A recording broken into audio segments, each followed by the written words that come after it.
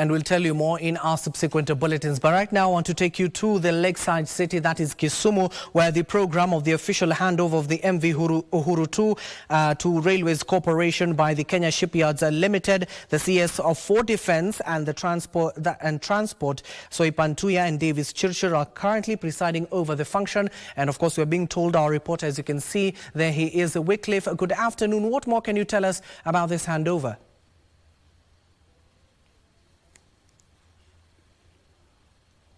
Well, thank you so much, Abdiaziz. Back from Nairobi, like you've said it, actually, we are coming to you live once again from the Kisumu port, specifically for this auspicious ceremony that just ended a while ago. That ceremony was for the official handing over of this ship. This vessel you're seeing behind me, this is MV Uhuru II. That is expected to complement the maritime services that was initially being facilitated by MV Uhuru I, that is to my left. I believe you can see that to my left. And this is a ceremony that has been graced by the Cabinet Secretary in charge of Defence, that is Soipan Tuya, and her transport counterpart, that is Davis Chirchir, together, whom have said that now the handing over of this facility, rather this vessel, to the Kenya Railways Corporation now opens a new chapter for the enhancement of maritime transport affairs across Lake Victoria. You know that countries like Uganda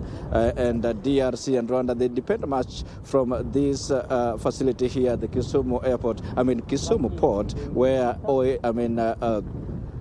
oil products are transported from the Kisumu jetty, being transported to Jinja, that is in Uganda, and thereafter to other countries such as the DRC and Rwanda. And the two ministers, or the two cabinet secretaries, have pointed out now the revival of trade affairs at the Kisumu port, and of course the job creation now with the this facility actually accommodates three different agencies. We have the Kenya Ports Authority here, we have got the Kenya Railways Corporation here, and also recently the Kenya Shipyards Limited, that is also housed here. It is the Kenya Shipyards that actually built and constructed this vessel in record through 24 months, that is 2 years. And of course now that Kenya Railways Corporation is in charge of transport affairs here at the Kenya Kisumu port, now this vessel has been handed over to them so that they can oversee the management of this vessel that will be able to facilitate transport of crude oil and other cereal products from Kisumu to the neighboring countries. The two ministers have actually also challenged the devolved units within the Lake Basin block to utilize this vessel, but also the Kenya Shipyard Limited, by way of asking for the development or the construction or ordering the construction of such vessels as ships that can be used as ambulances and other safety vessels.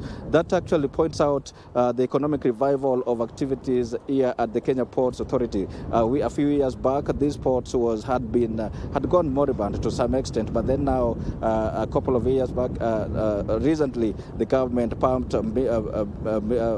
a significant amount of money in the to revive this facility. Now that is orchestrated and also demonstrated by the construction of this vessel that will now be transporting cargo products and other containerized products from the Kisumu port to the neighboring countries. We are the two cabinet secretaries who have presided over the function here, they have just broken out for lunch. Thereafter, they will be coming back here to flag this ship for its maiden voyage to Jinja, where it will be transporting some cargo products and, of course, like I mentioned, other containerized products such as the cereals. And, of course, that now marks the official beginning of voyages by this facility from the Kisumu port to the regional destinations. Back to you, Abdiaziz.